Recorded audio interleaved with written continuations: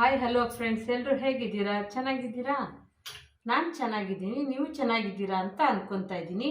ಇವತ್ತೇನು ಮಾಡ್ತಾ ಇದ್ದೀನಿ ಅಂದರೆ, ಇವತ್ತು ಫ್ರೆಂಡ್ಸ್ ಎಲ್ರಿಗೂ ಏನು ಮಾಡೋಣ ಅಂದರೆ, ಈಗ ಹಬ್ಬಗಳಲ್ಲೆಲ್ಲ ಉಪವಾಸ ಇರ್ತಾರಲ್ವಾ, ಅವರಿಗೆ ಈಗ ಒಬ್ಬೊಬ್ಬರು ಶುಗರ್ ಪೇಷಂಟು ಇರ್ತಾರೆ, ಅಂಥವರು ಉಪವಾಸ ಇರ್ತಾರೆ. ಹಾಗಾಗಿ ಅವರಿಗೋಸ್ಕರ ಸಾಬುದಾನಿ ಕಿಚಡಿ ಮಾಡೋದು ಅಂದರೆ ತೋರಿಸ್ತಿದ್ದೀನಿ.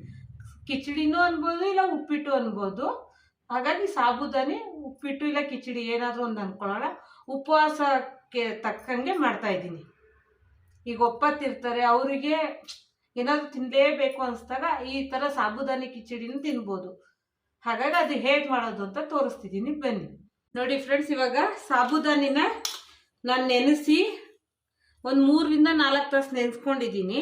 ನೆನೆಸಿ ನೀರು ಬಸ್ತಿ ಇಟ್ಕೊಂಡಿದ್ದೀನಿ. ಇದನ್ನ ನೆನೆಸೋಬೇಕಾರೆ ಮೊದಲಿಗೆ ಒಂದು 2-3 ಸಲ ತೊಳೆದು ಚೆನ್ನಾಗಿ, ಆಮೇಲೆ ನೆನೆ ಹಾಕಬೇಕು.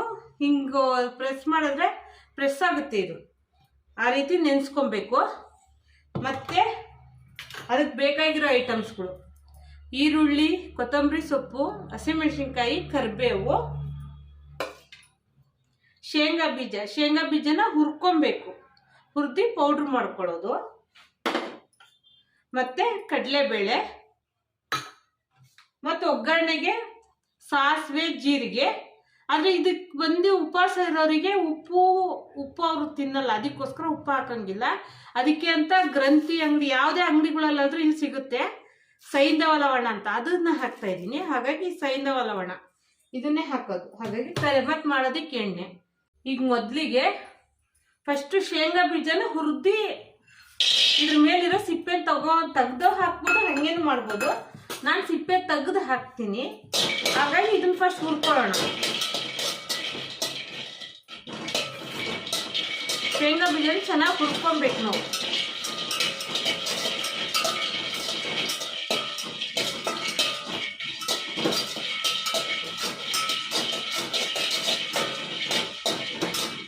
ತುಂಬಾ ರುಚಿಯಾಗಿರುತ್ತೆ. ಉಪವಾಸ ಇದ್ದವರಿಗೆ ಸ್ವಲ್ಪ ಹೊಟ್ಟೆಯಲ್ಲಿ ಏನೋ ಇದ್ದಂಗೂ ಇರುತ್ತೆ, ಹಂಗಾಗಿ ಅವ್ರಿಗೆ ಹೊಟ್ಟೆ ಇಷ್ಟವಾಗಲ್ಲ. ಅದಕ್ಕೋಸ್ಕರ ಈ ಸಾಬುದಾನಿ ಉಪ್ಪಿಟ್ಟು ಮಾಡೋದು.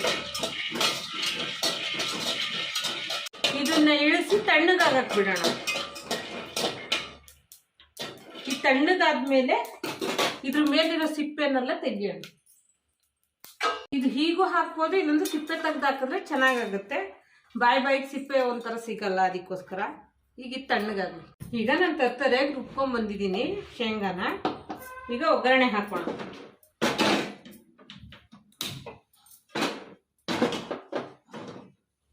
ಇದಕ್ಕೆ ಸ್ವಲ್ಪ ಎಣ್ಣೆ ಜಾಸ್ತಿ ಹಾಕಬೇಕು.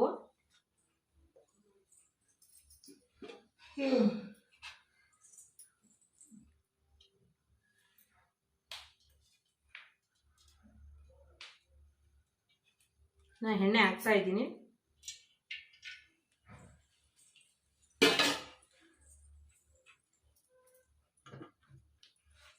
ಈಗ ಸಾಸಿವೆ ಹಾಕ್ತಾ ಇದ್ದೀನಿ.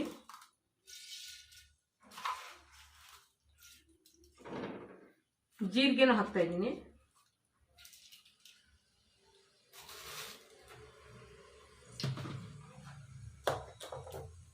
ಹಾಗೆ ಕಡಲೆಬೇಳೆನೂ ಹಾಕ್ತಾ ಇದ್ದೀನಿ. ಯಾಕಂದ್ರೆ ಇವೆಲ್ಲ ಎಣ್ಣೆಲಿ ಫ್ರೈ ಆಗ್ಬೇಕಲ್ಲ, ಅದಕ್ಕೋಸ್ಕರ. ತುಂಬಾ ರುಚಿಯಾಗಿರುತ್ತೆ ಫ್ರೆಂಡ್ಸ್, ಈ ತರ ಮಾಡ್ಕೊಳ್ರಿ.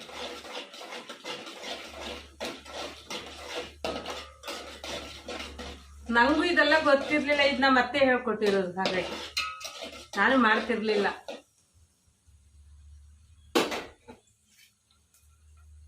ಈಗ ಕರಿಬೇವು ಹಾಕ್ತಾ ಇದ್ದೀನಿ.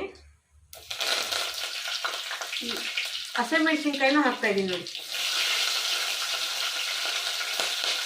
ಈರುಳ್ಳಿ ಹಾಕ್ತೀನಿ.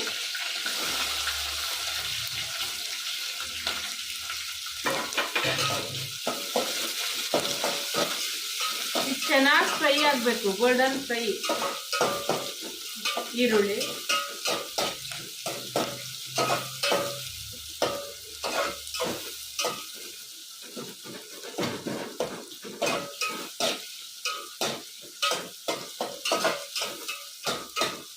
ಇದಕ್ಕೆ ಬೇಕು ಅಂದವರು ಕಾಯಿ ತುರಿ ಹಾಕ್ಕೊಬೋದು.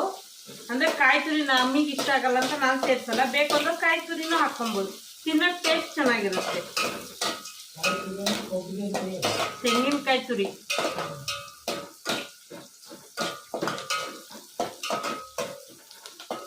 ಈಗ ಈ ಮಿಶ್ರಣಕ್ಕೆ ನಾನು ಸ್ವಲ್ಪ ಅರಿಶಿನ ಹಾಕ್ಕೊತಾ ಇದ್ದೀನಿ.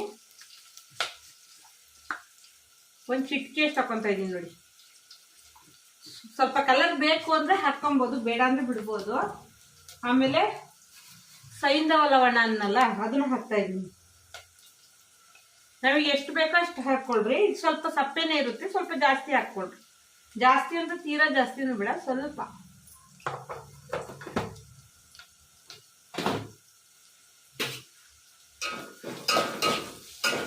ಈಗ ಇದನ್ನ ಚೆನ್ನಾಗಿ ಫ್ರೈ ಮಾಡ್ಕೊಂತ ಬರ್ತಾ ಇದ್ದೀನಿ. ಈಗ ಇದು ಫ್ರೈ ಆಗಿದೆ ಚೆನ್ನಾಗಿ. ಈಗ ನಾನು ಇದು ಹುರ್ಕೊಂಡಿದ್ದೀನಲ್ಲ, ಶೇಂಗಾ ಪುಡಿನ ಹಾಕ್ಕೊತಾ ಇದ್ದೀನಿ.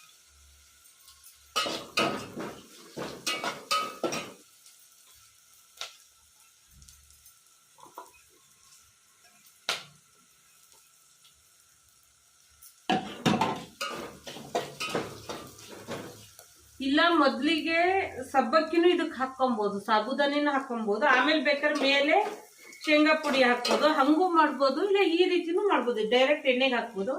ಈಗ ನಾನು ಸಾಬುದಾನಿನ ಹಾಕ್ತಾ ಇದ್ದೀನಿ.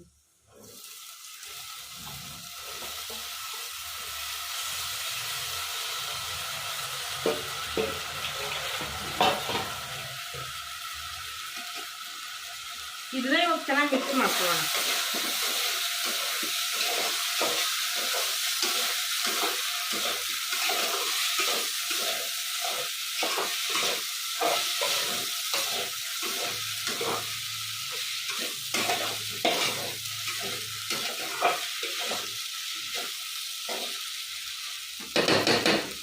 ಈಗ ನೋಡಿ ಈ ಥರ ಆಗ್ತಾ ಇದೆ. ಸ್ವಲ್ಪ ಹೊತ್ತು ಮುಚ್ಚಿಡೋಣ ಇದನ್ನ, ಯಾಕಂದರೆ ಸಾಬುದಾನಿ ಬೇಯಬೇಕಲ್ವಾ. ಹಾಗಾಗಿ ಈ ಎಣ್ಣೆಲೇ ಫ್ರೈ ಮಾಡೋದ್ರಲ್ಲೇ ಬೆಂದೋಗುತ್ತೆ. ಆದರೂ ಸ್ವಲ್ಪ ಚೆನ್ನಾಗಿ ಬೇಯಿಸ್ಬೇಕು, ಇಲ್ಲಾಂದರೆ ಹಸಿ ಹಸಿ ಇರುತ್ತೆ. ಹಾಗಾಗಿ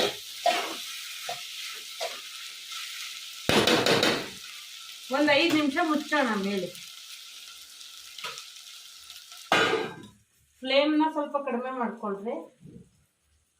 ಈಗ ನೋಡಿ ಫ್ರೆಂಡ್ಸ್, ಮಧ್ಯೆ ಸ್ವಲ್ಪ ಕೈ ಆಡ್ತಾ ಇದ್ರೆ ಇದು ಚೆನ್ನಾಗಿ ಅಳ್ಕೊಳ್ಳುತ್ತೆ, ಅಂದರೆ ಬೆಂದು ಹೋಗುತ್ತೆ ಬೇಗ. ಹಾಗಾಗಿ ತಳ ಹಿಡಿಯಲ್ಲ. ಹಾಗಾಗಿ ಈ ಥರ ಕೈ ಆಡಿಸ್ತಾ ಇರ್ಬೇಕು ಪದೇ ಪದೇ. ಅವಾಗ ಒಂದಕ್ಕೊಂದು ಅಂಟಲ್ಲ, ಚೆನ್ನಾಗಿ ಉದ್ರುದ್ರಾಗ ಬರುತ್ತೆ.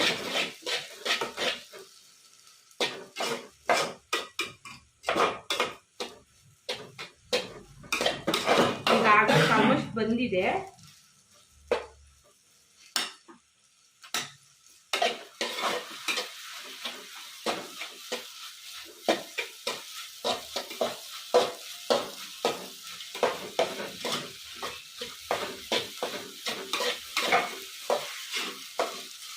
ಈಗ ಈ ಸ್ಟೇಜಲ್ಲಿ ಕೊತ್ತಂಬರಿ ಸೊಪ್ಪು ಹಾಕ್ತೀನಿ ನಾನು.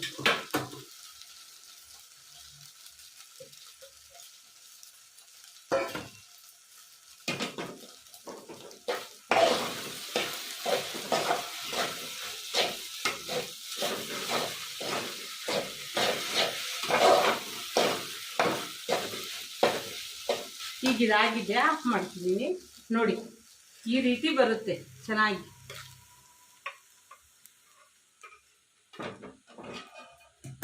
ಈಗ ನಾನು ಇದನ್ನ ಪ್ಲೇಟಿಗೆ ಹಾಕ್ತೀನಿ.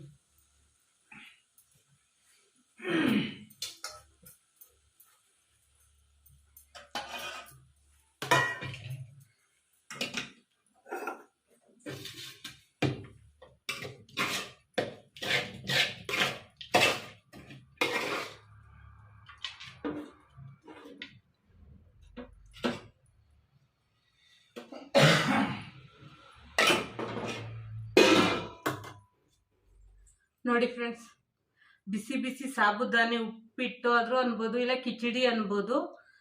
ಉಪವಾಸ ಇರೋರಿಗೆ ನೋಡಿ ತುಂಬ ರುಚಿಯಾಗಿರುತ್ತೆ, ತುಂಬ ಚೆನ್ನಾಗೂ ಇರುತ್ತೆ. ಇದು ನಾನು ಈ ಕಡೆ ಉತ್ತರ ಕರ್ನಾಟಕದ ಕಡೆ ಬಂದಮೇಲೆ ಇದು ನಾನು ಕಲ್ತಿರೋದು. ನಾನು ಫಸ್ಟ್ ನನಗೆ ಇದು ಗೊತ್ತೇ ಇರಲಿಲ್ಲ. ಅಂದರೆ ನಂಗೆ ಇದು ತುಂಬ ಇಷ್ಟ ಆಗಿದೆ. ಮತ್ತು ಈ ಥರ ಮಾಡ್ಬೋದಲ್ಲ ಅನ್ನೋದಕ್ಕೋಸ್ಕರ, ನಾನು ಎಲ್ರಿಗೂ ಗೊತ್ತಾಗಲಿ ಅನ್ನೋದಕ್ಕೋಸ್ಕರ ತೋರಿಸ್ತಾ ಇದ್ದೀನಿ. ಈ ವಿಡಿಯೋ ಇಷ್ಟ ಆದರೆ ಲೈಕ್ ಮಾಡಿ, ಶೇರ್ ಮಾಡಿ, ಕಮೆಂಟ್ ಮಾಡಿ, ಹಾಗೆ ಸಬ್ಸ್ಕ್ರೈಬ್ ಆಗಿ ಫ್ರೆಂಡ್ಸ್. ಬಾಯ್.